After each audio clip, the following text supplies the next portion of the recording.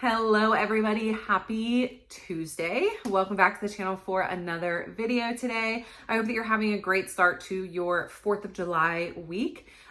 Today I wanted to talk to you guys about a really interesting study that I just found that was just released on June 10th of this past month, and that I think could be really helpful. I share a lot on this channel about studies that have been done and what that means for possible weight loss for GLP-1 use through tirzepatide or semaglutide, and how these medications performed within studies. But there's never been a study that compared the clinical trials, so like the Surmount studies that Eli Lilly did, versus real life until now, which I think is really cool. So that is what I want to share with you guys today. I came across this from Healthline online, healthline.com. I will try to remember to link it down below, but it was published in an obesity journal that is a verified journal. You can look at it on that Healthline website and kind of read everything that was associated, that went into the journal itself, but I'm pretty excited about this one. So let's go ahead and jump right on into it. So like I said, it was published on June 10th in the Obesity Journal.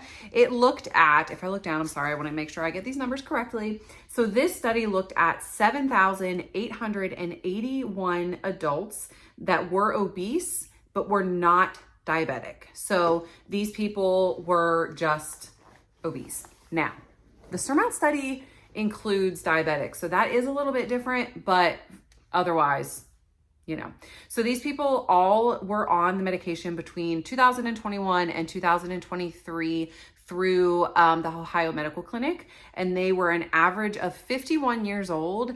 And it threw in this little fact that I'm going to say, but I don't know how much it matters. 80% of the participants were Caucasian, so they were white, and 20% were of all of the other races and nationalities. Now, of those 7,881 people, 6,109 of them were on semaglutide, and the remaining 1,772 of them were on Zepbound. The main factor for this that was discussed was the cost difference, right? So when you look at GLP-1 use in the real world, 8 times out of 10, Wegovy is the first choice because it is typically cheaper. Even if you're going brand name, it's typically cheaper, and the compound is significantly cheaper. So most people do start off on Wegovy. This specific study looked at brand, not at compounded medications. Do want to clarify that. Now, they followed these people for a 12-month period. Sometime between 2021 and 2023, each person was followed. Their chart was followed for 12 months. And this was a blind, anonymous study, right? So like they just were having access through a health system to the medical records of these individuals. After a year, the 6,109 people that were on semaglutide, they lost an average of 8% of their body weight. The other people that were on tirzepatide, the 1,772, lost an average of 12% of their body weight. Now, if you know anything about the Surmount studies, then you know that these numbers are significantly lower than what the Surmount study produced. And there are a few reasons why. We'll get into that. In the Surmount study, after a year on Sema, there was 15% weight loss. And after a year on tirzepatide, in these clinical trials that have been done, not just the Surmount study, Surmount was Eli Lilly, but you know what I mean, 15% on Sema and 20% on tirzepatide. So those are pretty drastic differences, especially from the Sema. It was almost half. Well, no, for both, it was about half of the weight loss in real life versus what was lost in the studies. Why? Why would the studies produce more weight loss? Again, there are a couple of reasons. First off, the studies all followed a very rigid dosing schedule. So these people, whatever dosing schedule you were assigned, you followed that rigidly. So some people were going up monthly. Some people were going up every 2 months. Some people would get up to like 7.5 of tirzepatide, and then they would stay on it the remainder of the thing. But everybody had a dosing schedule that they followed very specifically within the clinical study. That is not the case in real life, right? So of the 7,881 people, 80% of them, 80% never made it to the higher dosages. So that's obviously a big reason, right? The higher dosages for most people produce more weight loss. And that, for most people, like I said, because there are some people who, like Chris, who never go above 2.5 milligrams. But then there are some people that might have needed a higher dosage, right? And then they never got to that higher dose to lose the weight. Whereas in the clinical trial, they did. The other reason obviously is cost, right? So in the clinical trial, these people are, in exchange for being in the trial, are getting their medication for free. That is, again, not the case in real life. So you had a lot of issues with people stopping and going back on it after a while, or abruptly stopping because they had stock issues, which again is another point. So there was a lot more like wiggling around with dosages, wiggling around with stopping and starting in real life than there was in clinical. We have to remember that a clinical trial is a fixed, controlled environment that does not allow for any real life things. So any cost or stock issues or life in general happening. That's not what happens in clinical trials. The clinical trial goes on no matter what. Real life, as we know, also goes on no matter what, even if it messes up our GLP-1 use, right? So that was the big reason, obviously, for why lower weight loss would be a thing. But that's not actually the most like intriguing part of this study that I thought, at least. So the reason that I initially clicked on the study was because the headline was like, weight loss slower in real life versus clinical trials. And I was like, oh, well, that's kind of cool. So I clicked on it and I started reading, and then I got to the bottom, or like midway down, where it started talking about weight regain. And this is actually the part that really, really intrigued me and really got me excited to share this with you guys.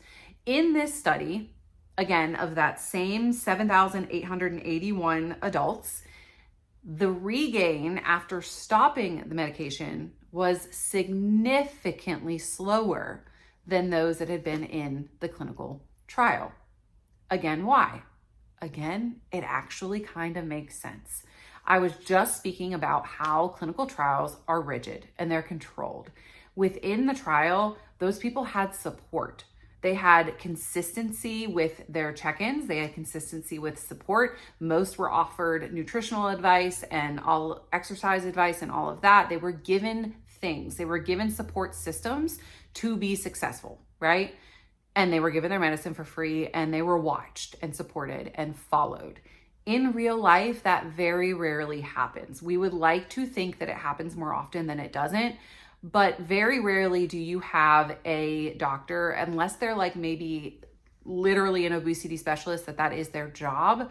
Most of the time they give you the prescription and you follow up with them as, every 3 months to do some blood work, or if you really need them, you give them a call. You are not receiving consistent, constant support like they were within that medical trial, right? So what that led to was the people in the real world developing this longevity, building up this longevity of actually changing their habits because they had to figure it out on their own. Again, they were paying for it. So they're putting something into this and investing into this that, again, the people in the clinical trial financially are not. They're investing into it financially. They're investing their time into it. And so they, on average, took it more seriously in terms of when they went off, how they continued their healthy lifestyle, because most of them wouldn't have gone off it anyway. They just couldn't afford it. The clinical trial people, they go from having free medicine, having free support, having all of access to all of these things, and then all of a sudden they are thrown to the wolves and they don't have access to anything anymore. They don't have the medicine. They don't have anything. Right? The doctors are gone. The nutritional advice is gone. The meds are gone. Your trial's up. You served the purpose that we needed you to serve. Godspeed is kind of how it is. And those people, although they are followed after that, they're followed for regain. And when we look at what statistics say in terms of regain, those statistics, most of them come from clinical trials. And so most of those people, they say that like 80% of people regain their weight within 5 years. Within a year, it was like significant regain, right? Those are people that had access to all of that stuff, and then it was just ripped out from under them. And they didn't have access to any of it anymore. time and time again, I'm hearing stories of people in real life, not members of clinical trials, that have been off of the medication for a year, or they've been off of it for 6 months and they've not gained a single pound, or they've continued to lose weight, right? Because the way I'm looking at it now in my brain is that these people were like the guinea pig people, and like not real, right? Not a real journey that is in the same way that we are fighting this journey. And so the mental aspect and the thought process about it all is different. And so I am very slowly, you know, I've said for a long time that I would be on this medicine for the rest of my life because I was looking at statistical data that was from clinical trials, right? Now I'm kind of like, maybe I can do it without it. I told you guys that when I went on the Orderly Meds trip, that there were like 3 or 4 ladies who had been on it for a long time, and then they stopped taking it, and they have maintained their weight loss for well over a year. These were healthcare professionals, physician's assistants who are, you know, mid-level providers who are prescribing these medications as well, and they have been success stories in keeping the medicine off, or keeping the weight off for a prolonged period of time. And then there were people at the retreat that had never gone off of it, and they don't know that they ever will because they're scared to, and they don't want to regain the weight. And so I think that as more studies like this come out that really speak about real life players, people that are actually playing the real game, as studies come out involving that, we might be seeing some very different data and some very different results on the prolonged effect of the weight loss. Now, this study did wrap up kind of talking about how, you know, essentially there is a group of people who will need the medicine forever. But there's also a group of people who don't. And I'm going to relate all of this back to what I always say, in that there are just some people who, whatever the reason may be, the hormone functions differently in their body, whether they have too much of it, whether they have too little of it. And there are people, like in my opinion, people that are like super responders and do so well on it. It would make sense in my mind that those people would be the ones that wouldn't be able to get off of it because, again, also another thought process I just had here, the people that were in clinical trials were not weaned. So I have spoken to several people. If you are somebody that is, you know, in a different situation, please, of course, let us know down below. But I've spoken to several people that have been wanting to, or over like the past year or so, that have wanted to look into getting their own medication. They were a part of a trial that at the end of it, it just ended. So one lady in particular, I remember, she was like, oh, June 30th, I'm done. I don't get another prescription. I don't get another fill. So they didn't wean any of those people off of the medicine either. They're done. The study's over, then you're done. And so those people are likely to obviously regain a lot of their weight. It's very important for people in the real world, obviously, to realize that there are probably very few people that could just stop taking the medicine and like cold turkey and not gain any weight back. You have to wean off of like all kinds of medicines, right? So even if you are somebody that is going to wean off, I think most doctors now are very much so aware that a weaning process is necessary, and a slow weaning process. I've heard Dr. Moore, Tina, talking about how the weaning process can take like a year if you do it correctly. And there was another doctor who was talking about microdosing recently, and how you can get to the point where you're weaning so slowly that you're taking like one small little dose a month, and you do that for a very long time until your body is just so, used to it or whatever, that you're able to stop. So there's a lot of new data coming out on microdosing, on weaning, and how it should be done correctly. And I think that's something that we're going to be learning more about in the coming years as more of this sort of real data comes out and we see the effect of going off of the medication or staying on the medication in real life people, and not just within clinical studies.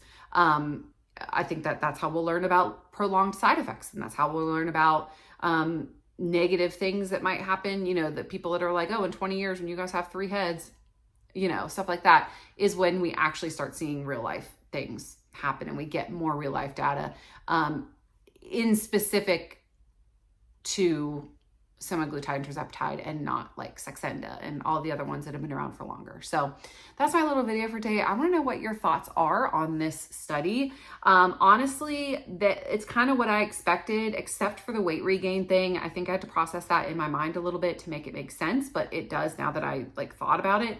And it's interesting now to correlate the fact that all of the weight regain, like where everybody says you'll regain it as soon as you go off of it, all that data is coming from clinical studies where they were cold turkey removed from it. So I think that this data is very helpful, and that more data like it will continue to broaden the ideas in the space surrounding GLP-1 and prolonged use, and requirements in terms of prolonged use would be pretty cool. So if you know any more studies like this, or if you've read anything else about this, please let us know down below, or you could drop a link in the Facebook group. I would love to hear more about it.